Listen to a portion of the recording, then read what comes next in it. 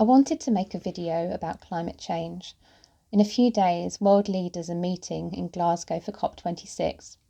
And whilst I could sit here and tell you about lots of facts about climate change and the science and the facts and figures about the fossil fuel industry and so on, I'm not going to do that here.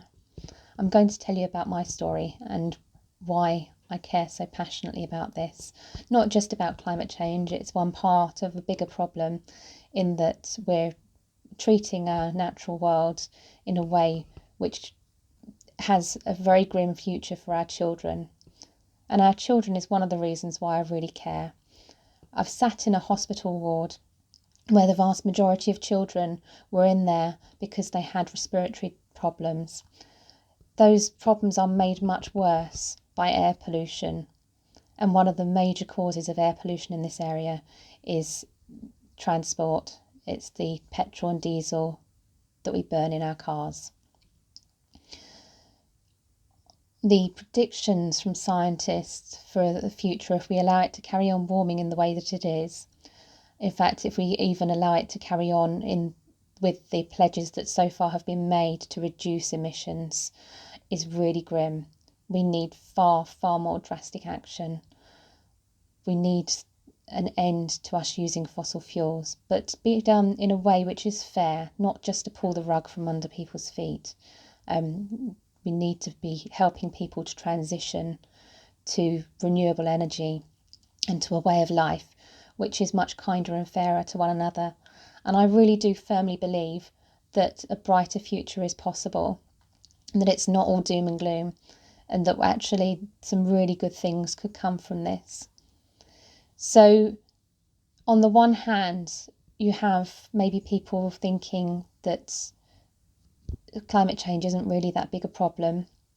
And on the other, you have people who feel that it's really hopeless.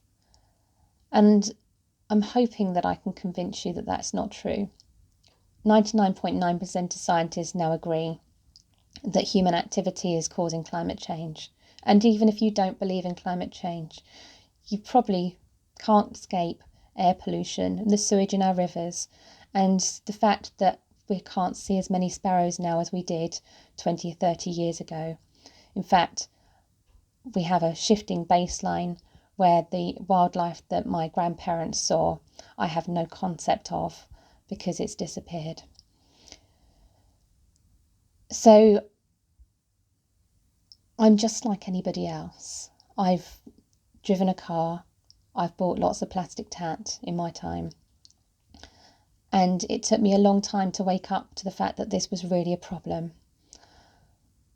And part of that is that there are systems in place that we've all been born into, including the politicians, the people from the oil companies. We've been born into this mindset and a way of thinking which is killing us. And more of us are waking up. There are now 200 million organisations across the world focused on helping the environment and helping people and planet. And that gives me an awful lot of hope. We've far, far exceeded predictions in terms of transitioning to renewables. The predictions for how much solar energy and wind power we would be generating at this point in time was much, much smaller. So we've already done a lot, and increasing numbers of people are coming on board to help solve this problem. But we still need radical action from our MPs, from our governments. And we also need action at community levels, where we're coming together and working together at a local level. This can be things like energy cooperatives, community gardens where we're growing food. There are some really bright and hopeful things that we can do. So today I'm spending some time raising awareness on social media, reaching out to my MP, reaching out to members of the government and asking for us to end subsidising fossil fuels.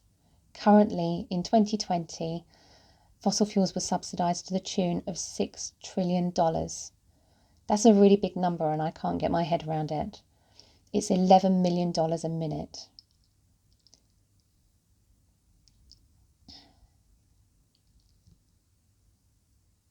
I really hope that you will join me in making some noise today ahead of COP26 to show our governments just how much we care about our planet and the future of our children.